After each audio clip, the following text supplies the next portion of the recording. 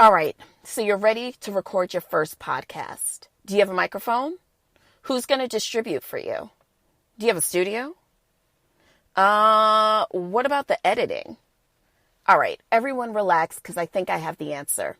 Anchor app. Yeah, Anchor. It's free. They distribute Spotify, Apple, many more. There's creation tools that allow you to edit and create your podcast from your phone, your laptop, or your personal computer. And the best thing of all, girl, you can make money no matter how many listeners you have. So the answer is simple. Get Anchor. Anchor FM app. Go find it now. Tell them a seat at the table sent you. Starting today, I constantly attract abundance with my thoughts. Starting today, I constantly attract abundance with my thoughts. Starting today, I constantly attract abundance with my thoughts. Say it with me. Starting today, I constantly attract abundance just with my thoughts. Can we just sit with that for, you know what? In the immortal words of Trina, light the blunt. Okay? Let's just sit with that for a minute. Now, normally we don't come in hot and heavy like a Little Caesar's pizza on this podcast, but you know what? We know each other. You know me. I know you. We feel great. Blah, da, da. I know you're probably thinking to yourself, it's late. I've been waiting for this podcast all day at the door. And now this bitch want to talk about I need to repeat after her. But I just started a new 20-day challenge led by my cousin, one of my favorite people in the whole wide world.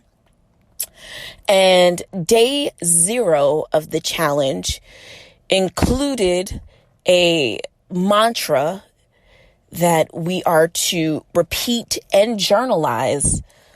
I don't even know if that's a word.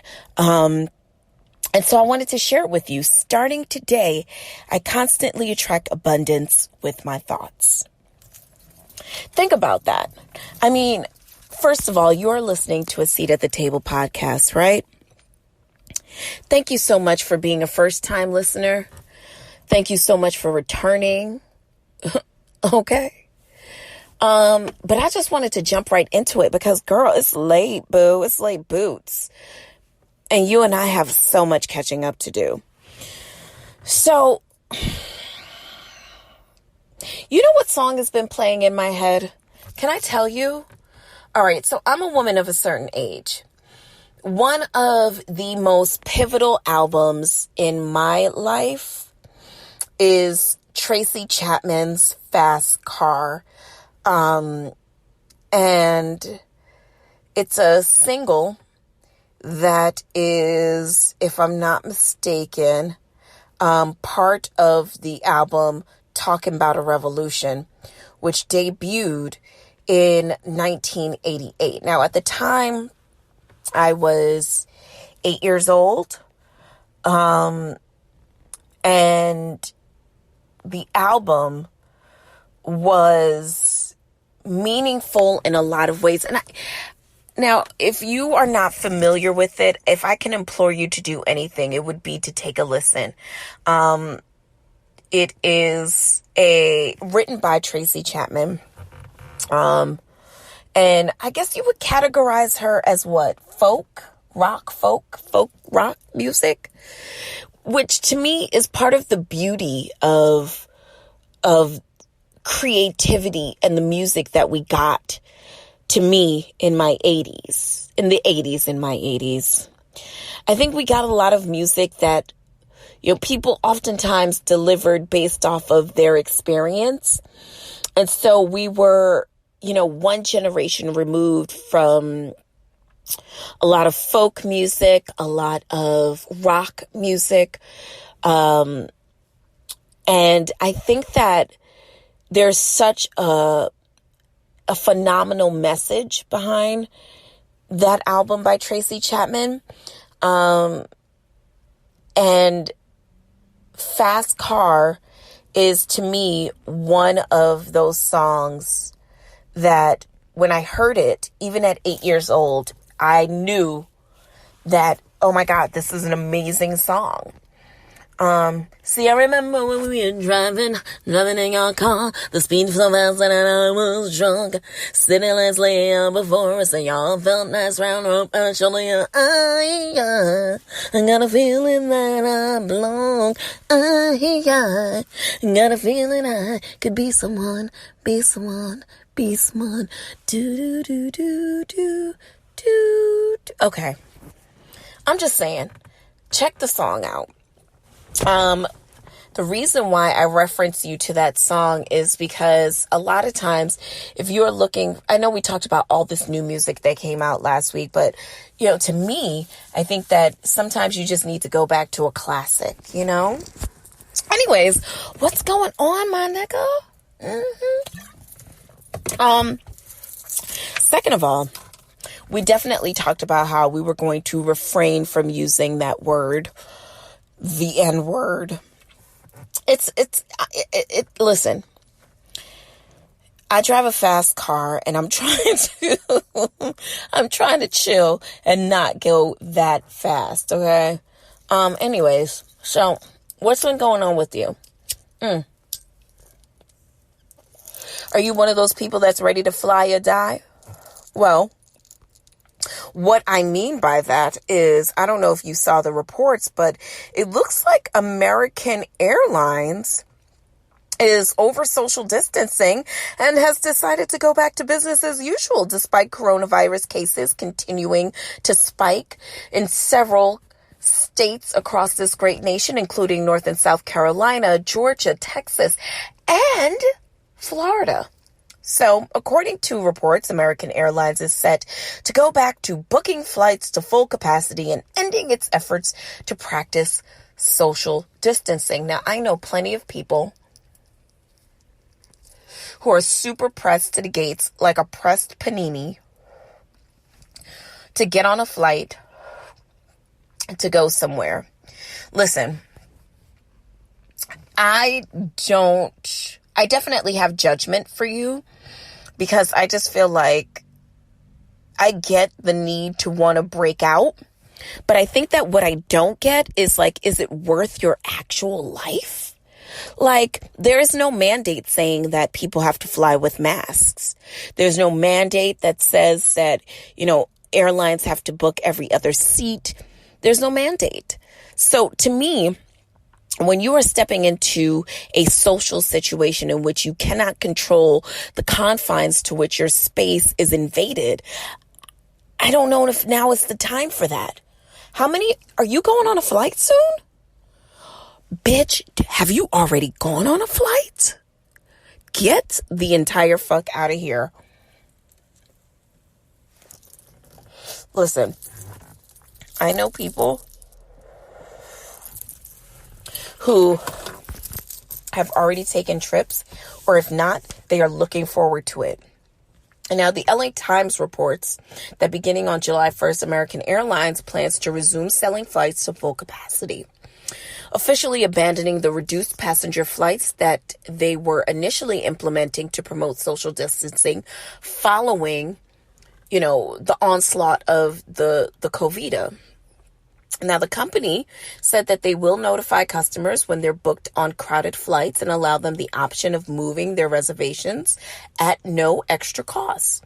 Additionally, customers on flights will be asked to verify that they have been free of COVID symptoms for the previous 14 days. Now, the decision for American Airlines to resume booking flights to full capacity is definitely causing some controversy due to recent new spikes in the coronavirus, like we talked about, several places across this country, including Texas, Arizona, North and South Carolina, as well as Florida.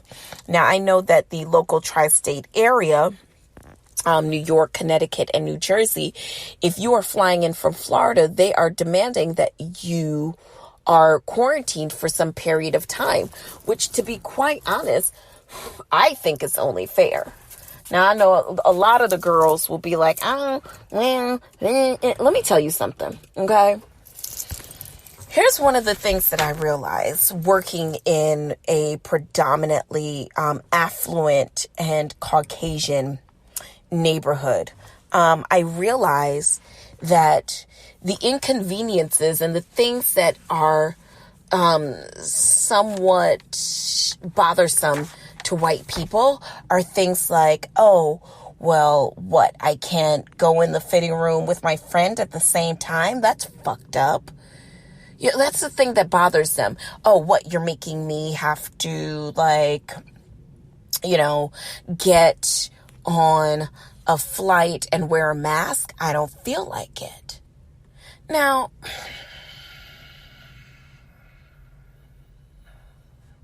starting today, I constantly attract abundance with my thoughts. Listen, as far as I'm concerned, I think that the one caveat about the COVID is something that, the irony that in order for us to all be well, it is individual actions and care that predicates whether or not the next man will be well. So I am as well as you are well. And that is the irony of COVID. I am as good as my neighbor is good. So if my neighbor is, oh, you guys, a red robin breast, is if my neighbor is not taking care of themselves or is not really following social distancing protocols, chances are is that they are not only putting themselves in harm's way, but they're also putting me in harm's way, which that's the biggest problem. That's one of the biggest problems to me as it pertains to this disease. So this pandemic. Oh, God. Okay, so, all right. I have literally, this is my last full week of work, and then I have a week's vacation, and then I start my new job. I know, sound the horns. I am equally excited as I am nervous. I wouldn't have guessed that 3 years ago when I moved back to New York and I wasn't sure what my life was going to be like professionally, and I took several steps down in jobs that my ego felt were not befitting to me because I had worked so hard to get so far only to slide right back down the ladder like I was playing a game of Chutes and Ladder and just fell. I had to dial it back a notch. And to me, I couldn't predict that this time where God would give me the gift of ascension professionally would come. I really just thought that I would probably round out my 40s kind of waxing poetic on all of the professional achievements that I had gotten in the past and would just kind of see my way through life, doing odd end jobs until my purpose was realized. And I am extremely excited. I am nervous. I am reticent. I know that, what I've come to know now at 40, going on 41, when it comes to starting something like a new job it is fragile. It is fragile, girl. Like, you really can't predict whether it's going to be forever. I don't know how long, I'm going to be in my next professional situation. But what I do know is that, the promise that God will bring you from glory to glory is real. And I'm a living testament to it. Now, speaking of living testaments, so who's watching the BET Awards tonight? Anybody? Well, tonight, Amanda Seales will be hosting the first non-live